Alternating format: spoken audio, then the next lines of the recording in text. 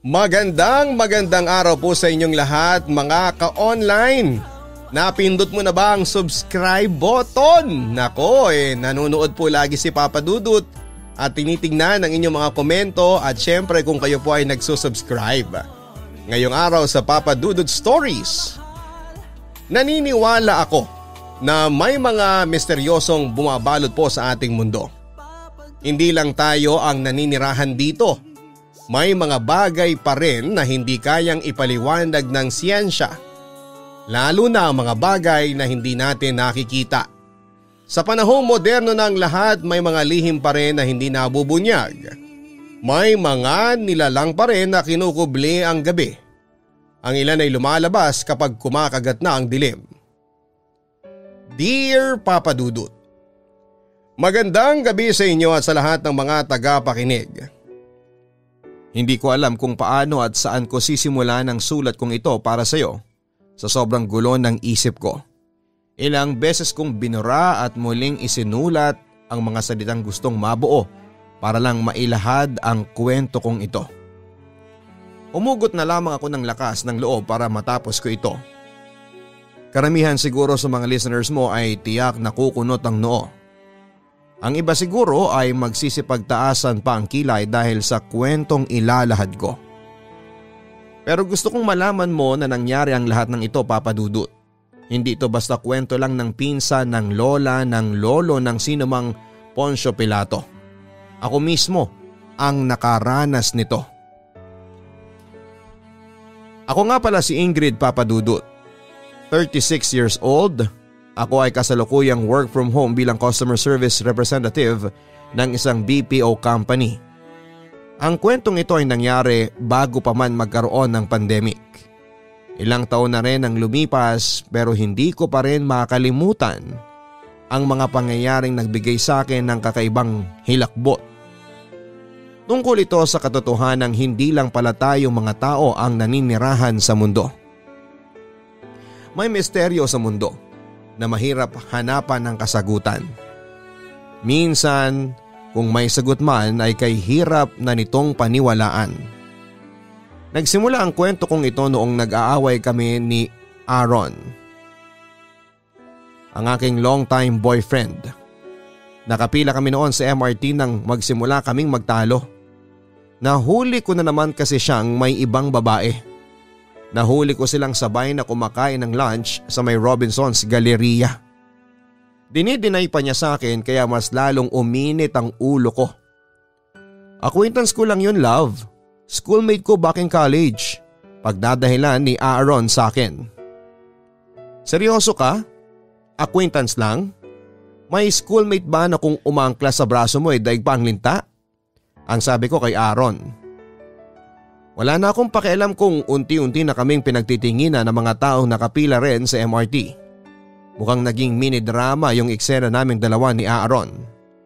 Animoy panandali ang aliw habang sila ay inip na sa pila. Pero wala na akong pakialam, Papa Dudut. Nang panahong yon ay galit ako at emosyon ko lang ang mahalaga. Tache lang yon. Walang mali siya yon. Giit pa rin niya sa akin. Katulad ng dati, deny to death si Aaron. Hindi siya umaamin kahit nagkahulihan na. Kaya pala after ninyong kumain dumaan pa kayo ng bookstore tapos nag-arcade pa kayo? Tanong ko sa kanya. Napataas na ang boses ko noon kaya napatungo na lamang si Aaron dahil nahihiya siya sa mga taong nakatingin sa paligid namin. Wait lang ha? Are you stalking me? Tanong niya sa akin sa halip na sagutin ang tanong ko. Oo, ikaw, nang bababae ka na naman ba? Diretsahang tanong ko sa kanya. Napakamot siya ng ulo at ugali na niya na gawin yon sa tuwing nako-corner siya. Alam mo, walang patutunguhan ang usapan na ito.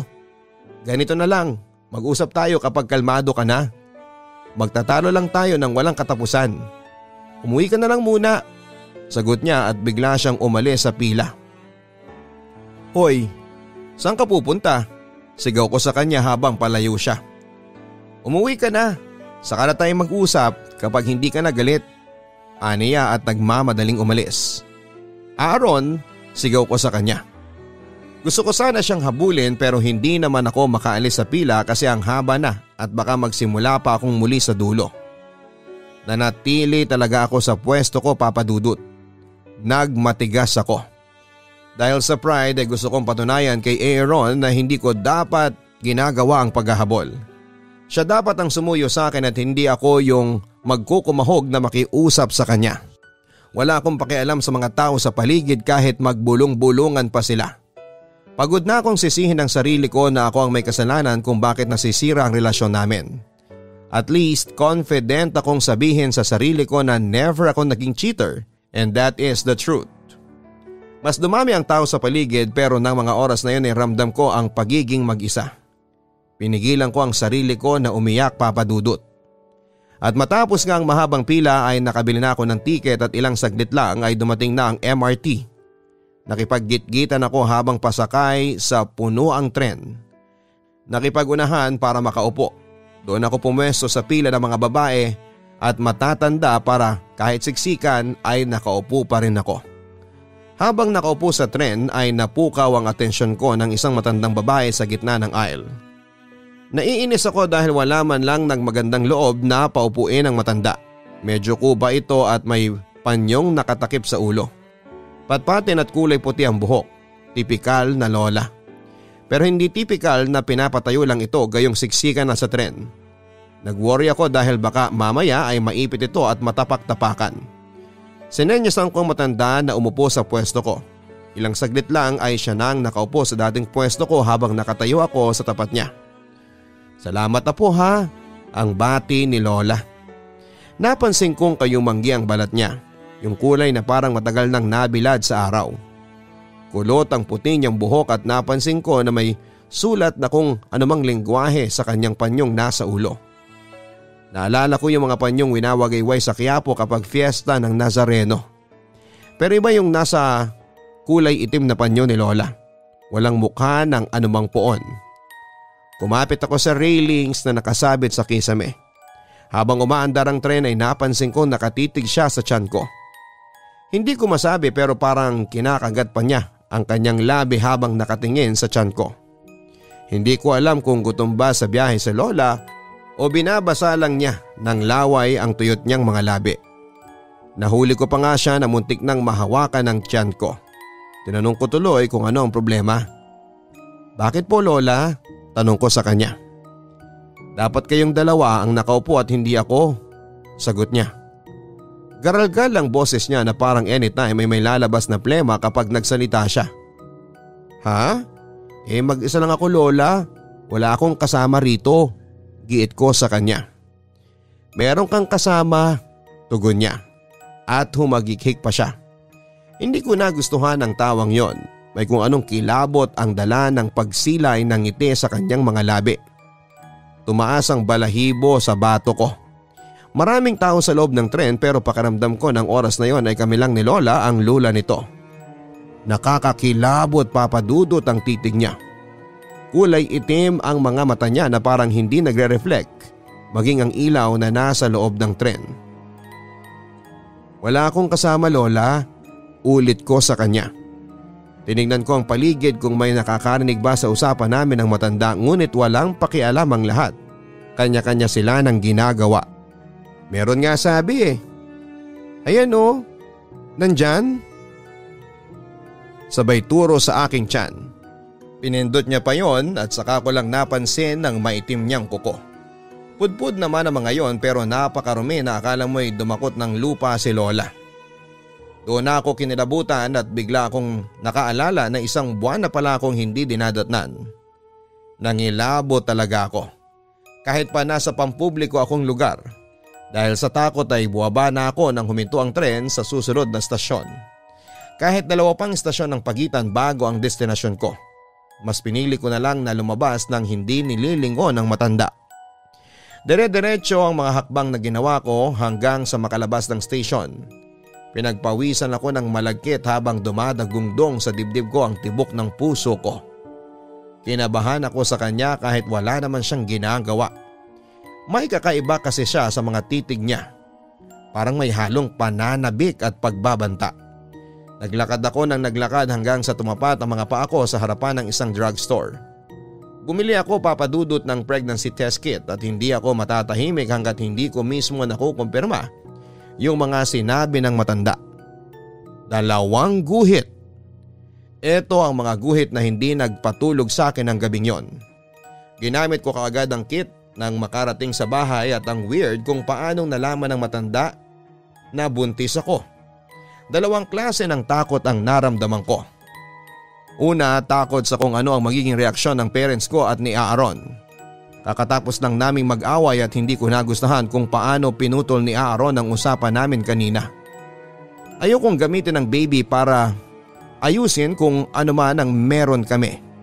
Kung meron pa ba talagang dapat na ayusin. Strong, independent woman ako at gusto ko nang panindigan yon. Ikalawa ay natakot ako sa matanda. Paano siya nagkaroon ng ganong kakayahan para malamang buntis ako? Hindi naman malaki ang tiyan ko para akalain niyang buntis ako. Hindi ako nakakain kasunod kay Aaron. Naalala ko kung paano niya titigan ang tiyan ko kanina. Para bang naglalaway pa siya at natatakam. Nakakakilabot at para bang mas lalo akong gustong protektahan ng buhay na nasa loob ng aking sinapupunan. Hindi naging madali ang mga pinagdaanan ko ng mga sumunod na araw at buwan, papadudot. Hindi ko rin kasi pinaalam kay Aaron na buntis ako. Bukod sa pagpipilit sa sarili naming maging strong, independent woman, takot din talaga ako na malaman ang sagot niya. Takot ako sa rejection dahil sa puntong yon ay hindi lang ako ang pwedeng masaktan, papadudot. 2 na kami ng aking baby at hindi niya deserve ng baby ko ang rejection ng sino man, lalo na ng sarili niyang tatay. Ipinaliwanag ko sa parents ko ang desisyon kong huwag sabihin kay Aaron. Nagpapasalamat ako dahil naunawaan nila ang pinagdadaanan ko. Upang makalayo sa stress ay minabuti nilang iuwi muna ako sa probinsya namin at hindi ko nababanggitin pa ang lugar namin. Nag-resign ako sa trabaho at wala akong sinabihan na kahit sinong katrabaho ko para wala silang mabanggit kay Aaron. Sa probinsya ako muna ang tumao sa maliit na grocery namin doon upang may mapaglibangan ako. Nagpapasalamat na lang din ako na kahit papaano ay may sapat akong investment para pambayad sa panganganak ko. Bukod sa panakanakang morning sickness na mga unang buwan ng pagbubuntis, naging normal naman ang proseso ng aking pagbubuntis. Umiwas na rin ako sa social media, papadudot. At itinuon ang atensyon ko sa panggaganchilyo. Nagpalit din ako ng SIM card para makasiguro na hindi ako makontak ni Aaron. Kasama ko sa probinsya si Tita Elena, ang aking tita na matandang dalaga. May mga business kasi ang parents ko sa Maynila kaya si Tia muna ang nag-alaga sa akin. Minsan bumibisita ang parents ko kapag maganda ang panahon. Tawid dagat kasi ang probinsya namin. Superstitious ang tita kong yon at typical sa probinsya na maglagay ng asin at bawang sa labas ng bahay kapag may buntis sa loob nito. Biro ko nga kay tita, papadudot, na malapit nang maging sangkap ng adobo ang tapat ng aking bintana. Nasa 2nd floor din kasi ang kwarto ko at mapuno ang bakura namin sa probinsya. Sa ilang nagdaang gabi ng aking pagbubuntis ay napansin kong nagiging madalas ang mga kaluskos na naririnig ko sa labas ng bintana. Sa tuwing binabanggit ko yon sa kanya ay sinasabi niya na huwag ko raw pansinin yon, lalo na sa gabi. Hindi naman daw makakapasok dahil sa mga proteksyong hinanda niya. Kung may marinig akong tinatawag ang pangalan ko ay huwag na huwag daw akong tutugon kahit pa boses niya yung nasa labas. Sinunod ko naman ang mga bilin niya, papadudot. Wala namang mawawala kung susunod ako sa mas nakakatanda. Isang araw nasa bakuran ako at nagpapahangin nang mapansin kong may nakatayong matandang babae sa labas ng gate. May dala itong basket ng prutas at nakangiti pa. Kinawayan ako nito kaya lumapit ako sa direksyon niya. Hindi ko siya kilala dahil matagal na nang huling beses akong nakauwi sa probinsya. Magandang araw po, magiliw kong pagbati sa kanya. Ikaw ba yung pamangkin ni Elena?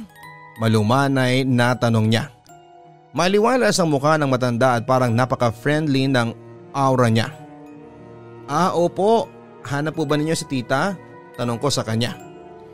Hindi naman, gusto ko lang na iabot itong prutas kasi masustansya ito para sa baby mo. Alok nito sa akin. Ang sweet naman po ninyo, parang ang sarap po ng manggang hilaw na dala ninyo. Wika ako at naglaway ako dahil mabibintog ang mga prutas na yon.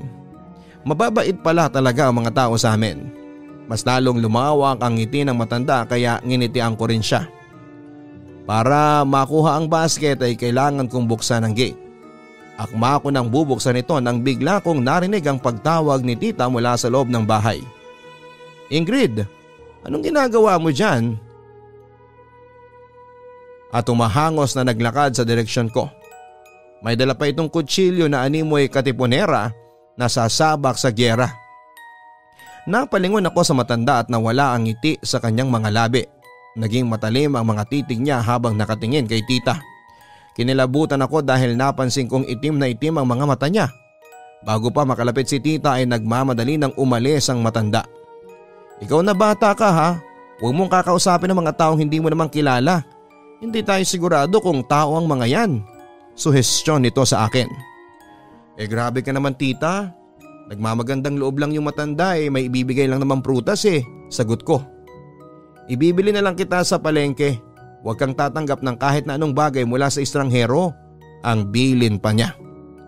Kilala ka naman niya tita mukhang mabait naman yung matanda. Sagot ko. Hindi ko nga kilala yun. Naglilingkod ako sa simbahan kaya kilala ko halos lahat ng taga dito. Hindi ko pa yun nakikita maliban ngayong araw.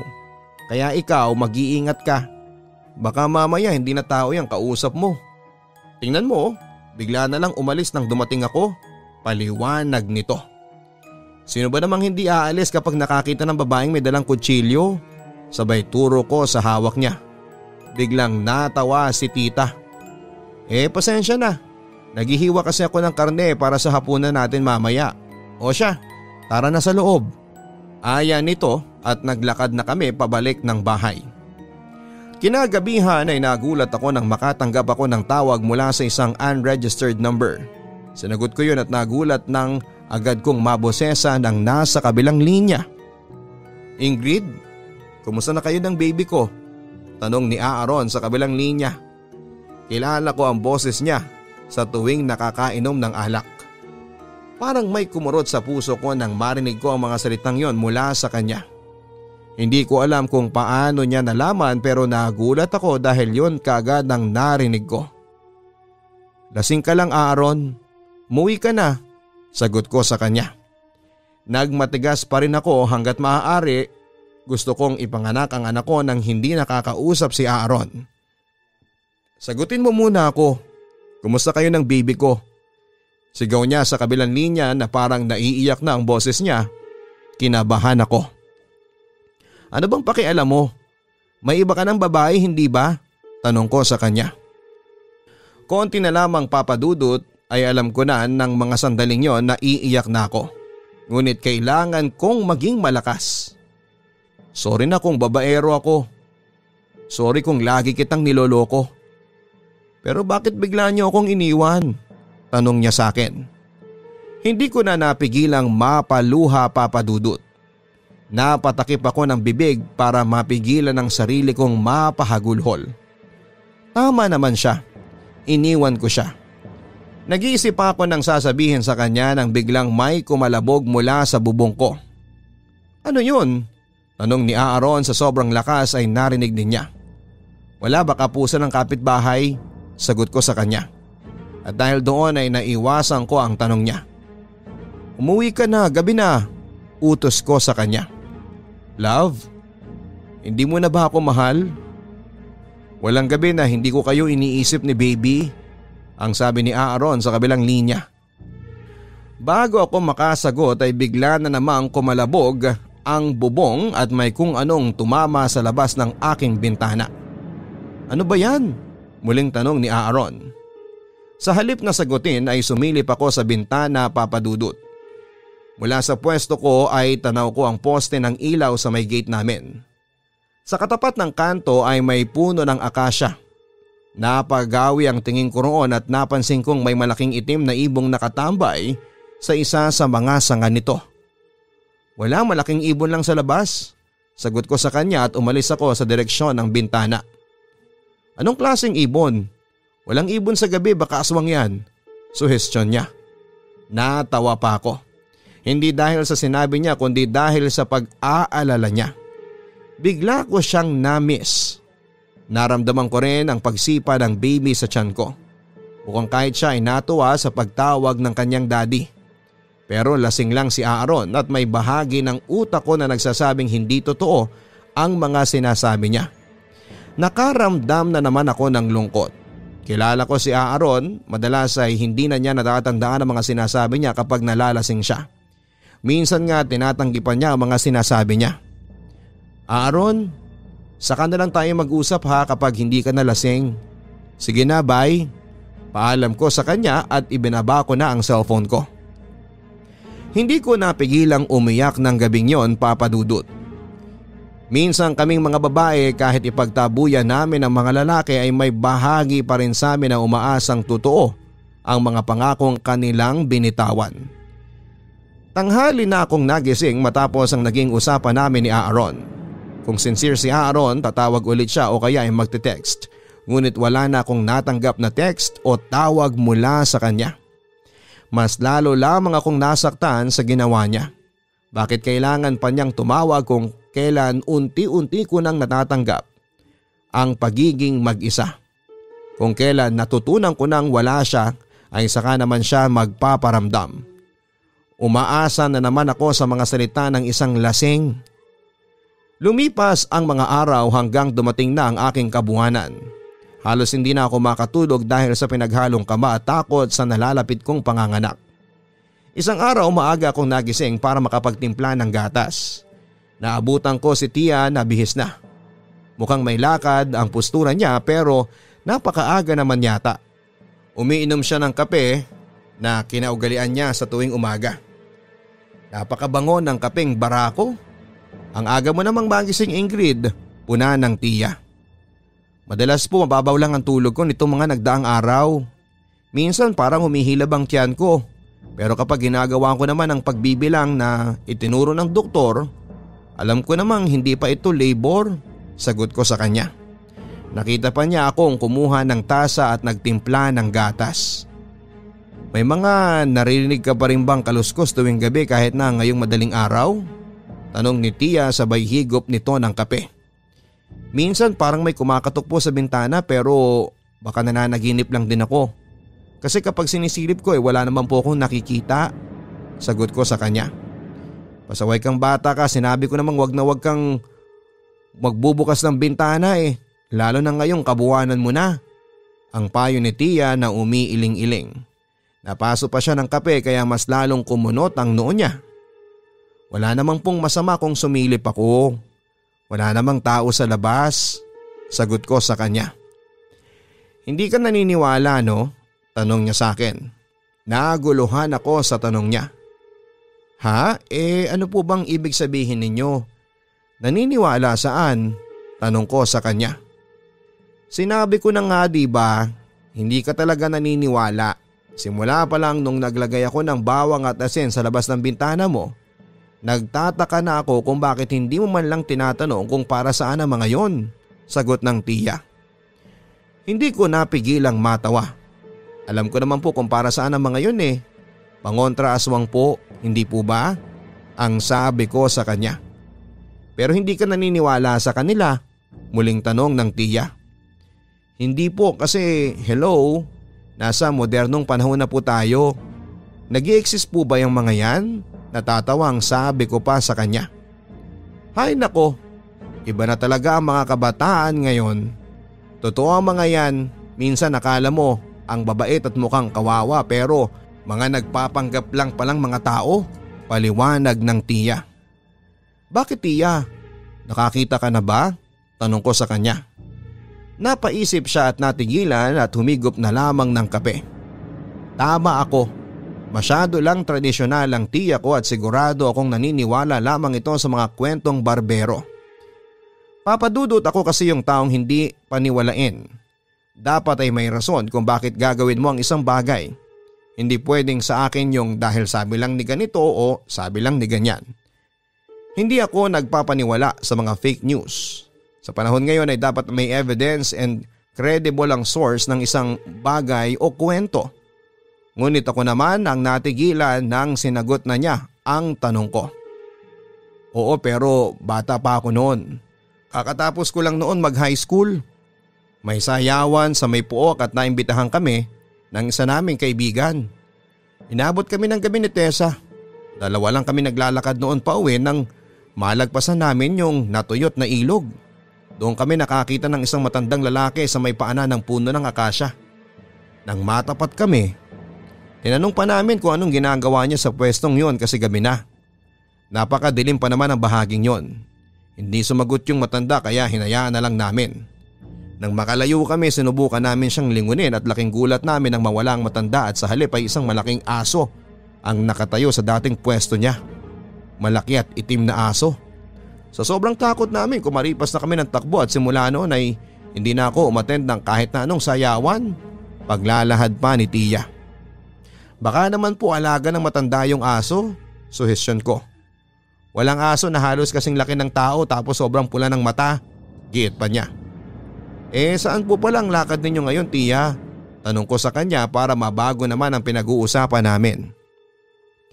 May recollection lang kami sa bayan, kasama ko ang mga collectors ko sa simbahan. Huwag kang mag-alala, babalik naman kaagad ako. Hindi ka pwede mag-isa rito ha dahil kabuwanan mo na, sagot niya. Huwag mo akong alalahanin, Tia, kaya ko po ang sarili ko.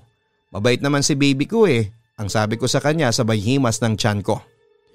Kung narito lang sana ang tatay niya hindi natapos ni Tia ang sasabihin niya dahil bigla siyang natauhan na dapat ay hindi niya yon binabanggit sa akin. Sorry Ingrid, matabil kasi talaga minsan ang dila ko, pagpapaumanhin niya. Okay lang po yun, malit na bagay, sagot ko sa kanya. Tama naman siya sa mga sinabi niya pero kaya ko namang mag-isa. Kakayanin ko para kay baby. Sa nga pala, maaga naman akong uuwi pero babalaan na rin kita ng ilang bagay na dapat mong malaman ha, ang sabi ni Tia. Tulad ng ano Tia? Tanong ko sa kanya. Wag na wag mong papansinin ang sino mang kakatok sa bintana at sa pinto. Pero itong pinakamahalaga ha, wag na wag kang tutugon sa sino mang tatawag sa iyo mula sa labas. Tatawag ako sa cellphone mo kapag ako ang nasa labas. Ilak mo ang pinto ng maigi. May dala naman akong susi kaya hindi ko na kailangan magpabukas pa sa iyo ng pinto, ang bilin pa ni Tia Elena. Oo naman po, very basic yan, sagot ko sa kanya. Hindi ito basic ha, hindi ito simple lang. Sinasabi ko sa iyo na minsan may tatawag ng pangalan mo na katulad ng boses ko. Pero wag mo itong bubuksan hanggat hindi ako nagte-text o tumatawag sa iyo. Giit pa ng Tia. Sige po, masusunod po, sagot ko at naglakad na ako pabalik sa kwarto. Saglit, kung sakali lang naman na kailanganin mo, may buntot pagi tayo sa likod ng altar sa may hagdanan ha, ang sabi ni Tia. Tumango na lamang ako at muling umakyat sa kwarto ko. Bigla akong nakaramdam ng antok. Bigla na lang akong nakatulog paglapat ng likod ko sa malambot kong kama. Mataas na ang sikat ng araw nang muli akong magising. Normal naman ang naging routine ko ng araw na yon. May niluto na namang ulam si Tia Elena kaya hindi na ako nahirapan. Mapalad pa rin ako na mahal ako ng aking mga kamag-anak. Hindi ko naramdaman na mag-isa lamang ako sa laban kahit na wala si Aaron sa tabi ko. Pagdating ng tanghali ay nakatanggap ako ng text mula kay Mama na uuwi raw sila ni Papa bukas mula Maynila. May dala raw silang sorpresa sa akin.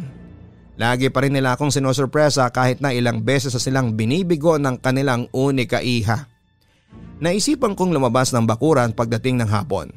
Nag-text sa akin ng tiya na dumaan pa sila ng bahay ng Kura Paroko kaya hindi siya kaagad makakauwi.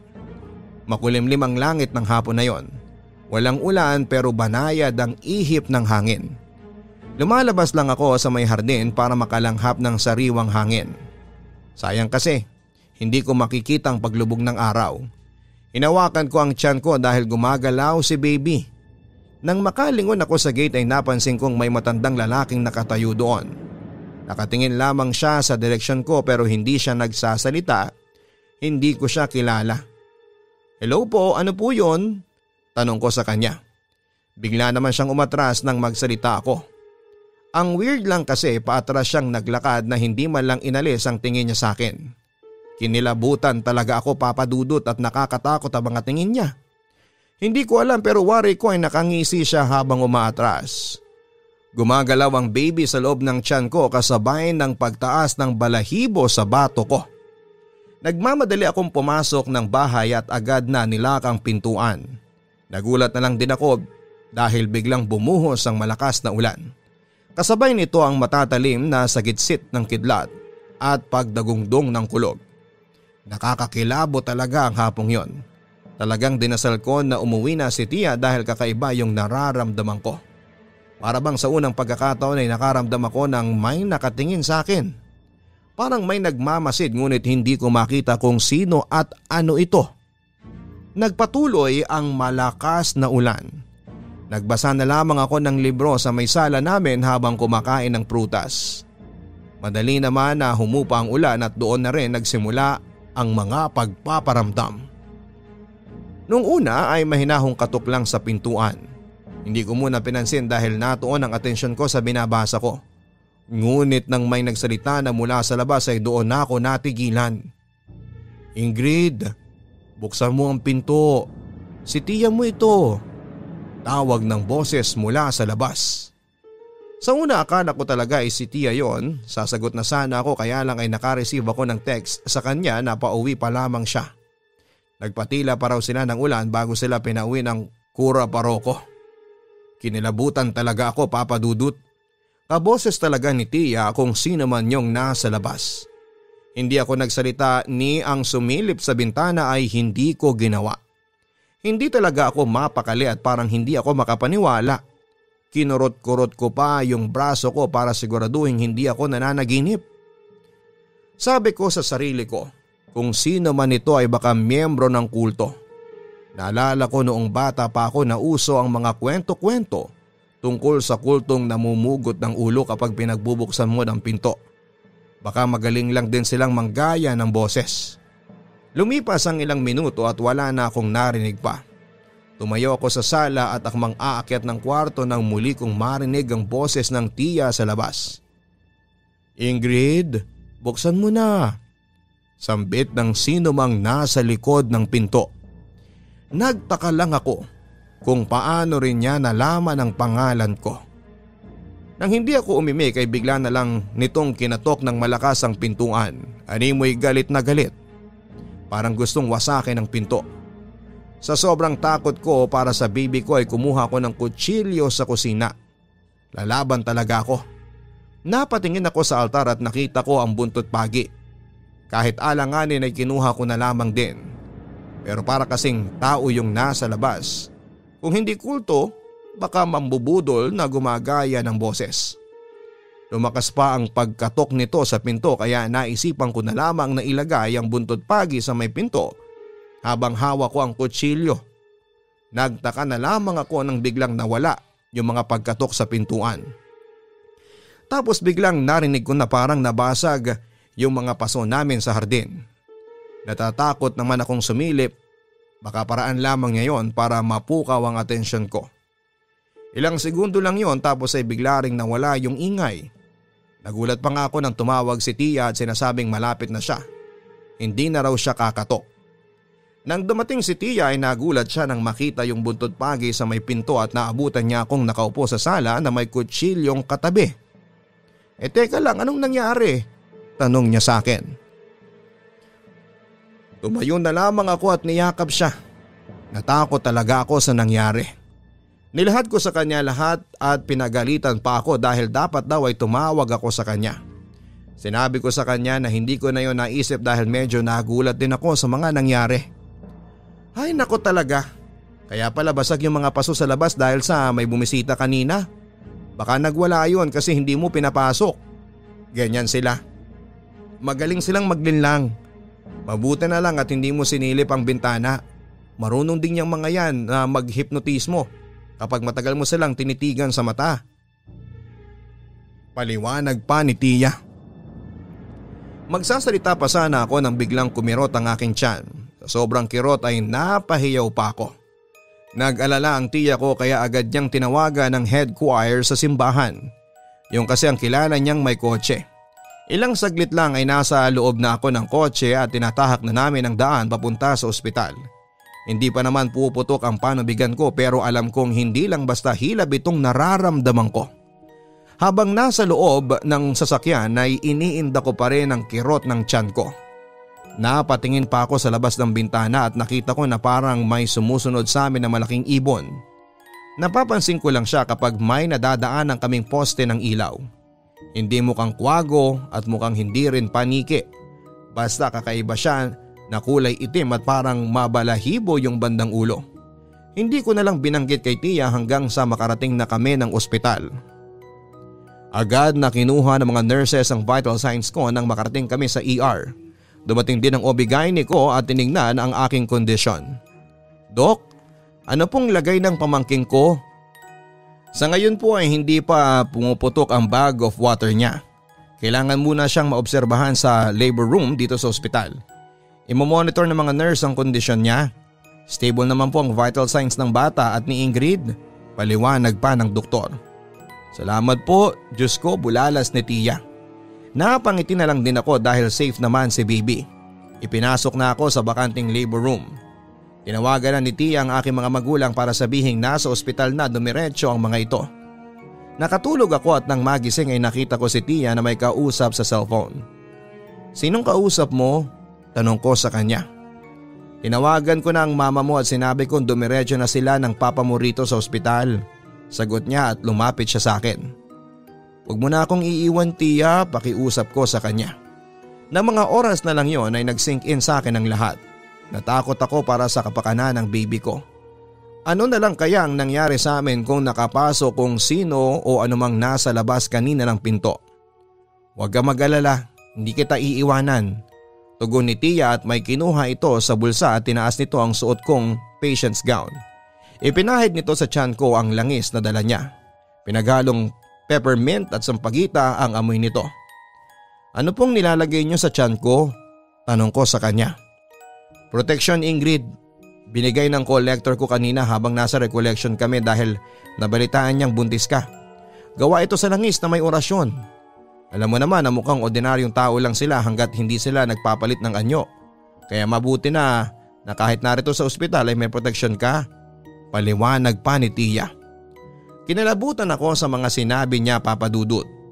Para kay baby, maniniwala ako. Wala namang mawawala kung maniniwala ako. Ang mahalaga ay ligtas ako makapanganak. Salamat po, tiya. Hinawakan ni tiya ang aking mga kamay. Nandito lang ako sa tabi mo. Pangako ni tiya at kumuha siya ng silya at umupo. Nang makadama ng antok ay sinubsob nito ang ulo sa kama ko. Malaki talaga ang pasasalamat ko kay tiya dahil nasa tabi ko siya ng mga oras na kailangan ko ng kakampi. Nakaidlip din ako kasabay niya. Bigla akong nalimpungatan nang maramdaman kong napakalikot ng sanggol sa tiyan ko. Lumingali nga ako sa paligid at nakasubsob pa rin ang ulo ni tiya sa aking kama at mahimbing na natutulog. Napatingin ako sa direksyon ng pinto nang dahan-dahan itong nagbukas. Pumasok dito ang isang matandang lalaki na may dalang mop at panglinis. Naisip ko na baka janitor ng ospital ang lalaking yon. Tinignan ko ang oras sa aking cellphone, 3:15. Magandang umaga po, bati ko sa kanya. Napatingin ako sa mata ng matandang lalaki at agad akong natakot sa mga titig nito. Napakaitim ng mga mata nito at tila napakatalim ng titig sa aking tiyan. Akma sana itong lalapit sa direksyon ko nang bigla itong napatigil at napasinghot-singhot. Ang baho, napakabaho, bulalas ng matandang lalaki. Yun ang dahilan kung bakit napahinto ito sa paglapit sa akin. Ano po? Pagtataka ko sa kanya. Wala ka bang naaamoy ang baho? Nakakasulasok ang amoy. Puna ng matanda. Nagtataka ako sa reaksyon niya. Tinakpan ng matanda ang ilong nito gamit ang dalawang towel. Habang palakad-lakad dito sa kwarto at nagmamap. Pero matalim pa rin ang titig nito sa aking tiyan. May natapon ba ritong muriatic acid? Tanong ng matanda. Wala naman po, sagot ko sa kanya. Iba na talaga yung kaba ko ng mga oras na yon. Inamoy ko ang paligid at ang tanging naaamoy ko lamang ay ang langis na ipinahid sa akin ng aking tiyahin. Mabango ito at hindi nakakasulasok ang amoy. Nanlaki ang mga mata ko nang mapagtagpi-tagpi ko kung ano ang nangyayari. Proteksyon daw ang ipinahid sa aking langis.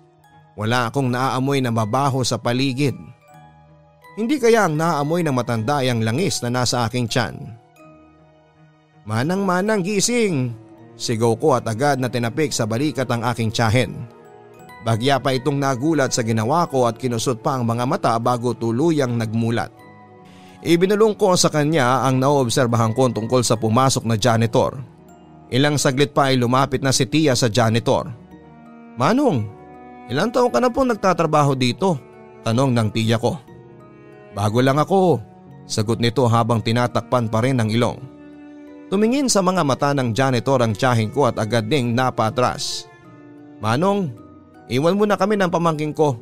Lumabas ka na. May diin sa boses ni Tia. Kailangan ko maglinis dahil mabaho ang kwartong ito, giit ng matanda.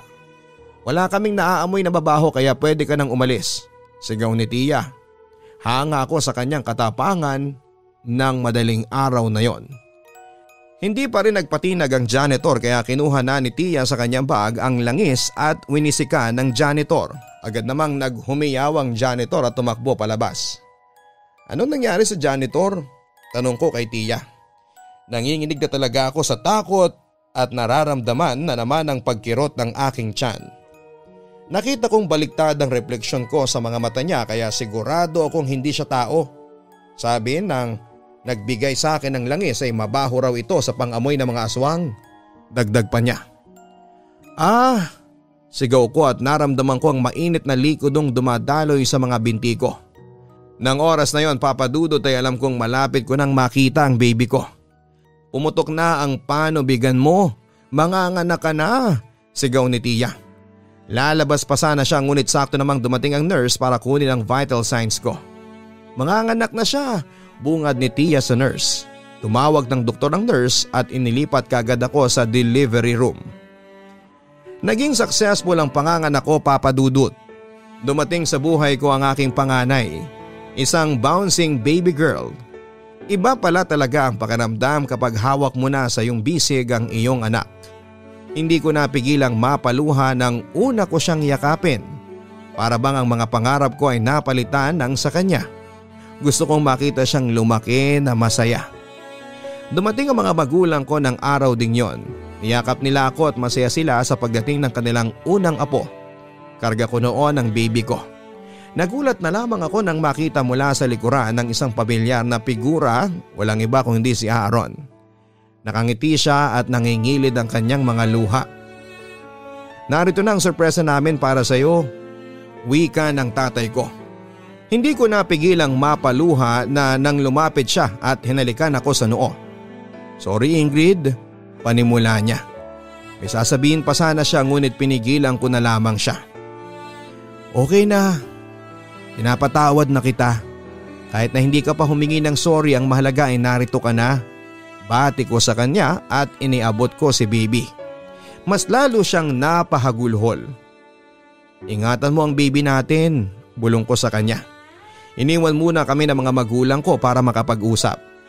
Hi baby, sorry na wala ako sa tabi mo at ng mami mo. Pero babawi ako sa inyo. Hindi ako mangangako pero gagawin ko. Ang wika niya at hinalikan din sa noo ang aming anak.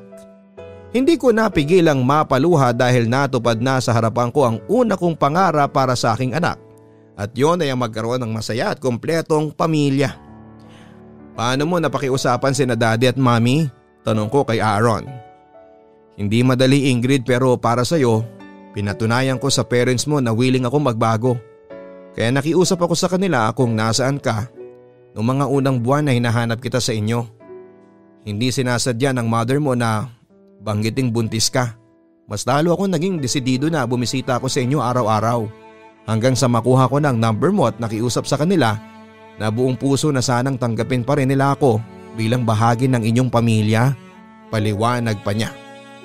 Kalimutan na natin lahat yon. Ang mahalaga ngayon ay buo na tayo. na isang masaya at kumpletong pamilya. Wika ko bago ko siya hinalikan sa kanyang mga labi. Papa Dudut, simula ng araw na yon ay hindi na kami ni minsan nagkahiwalay ni Aaron. Nagulat ako sa mga pagbabagong nakita ko sa mga sumunod na araw at naging dedicated siyang ama kay Rain. Sinabi niya sa akin na gusto raw niyang maging proud sa kanyang anak. Natanggal lahat ng kanyang bisyo at nagkaroon siya ng direksyon sa buhay.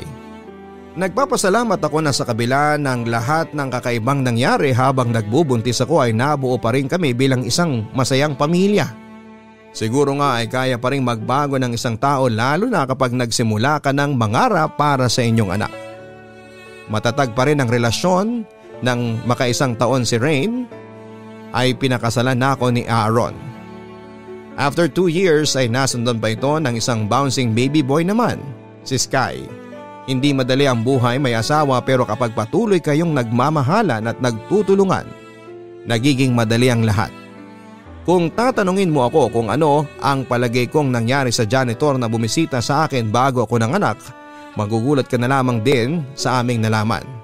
Ang sabi ng tiya ko ay wala naman daw matandang janitor na nagtatrabaho sa ospital na yon.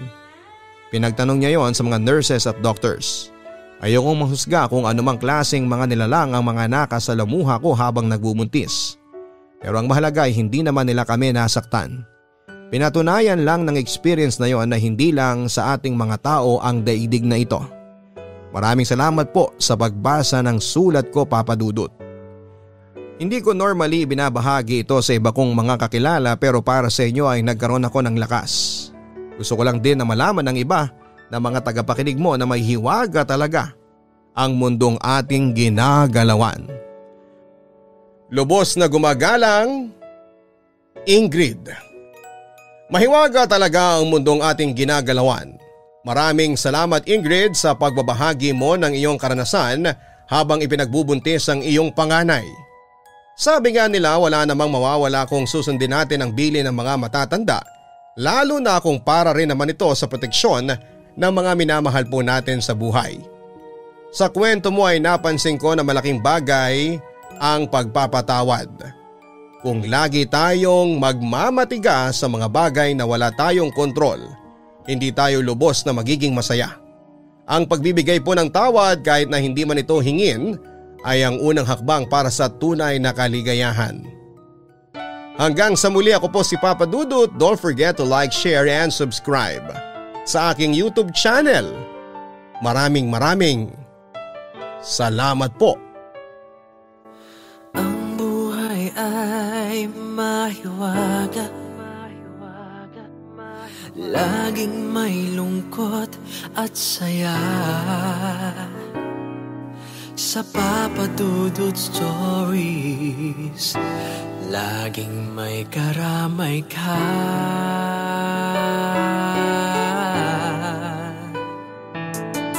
Mga problemang kaibigan, dito ay pakikinggan ka. Sa Papa Dudut Stories, kami ay iyong kasama. Dito sa Papa Dudut Stories, ikaw ay hindi nag-iisa.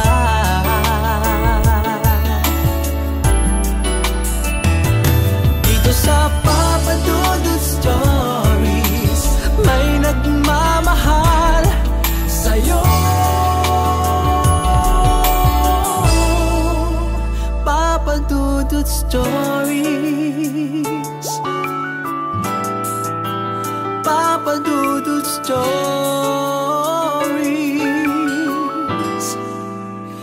Papa Dudut Stories.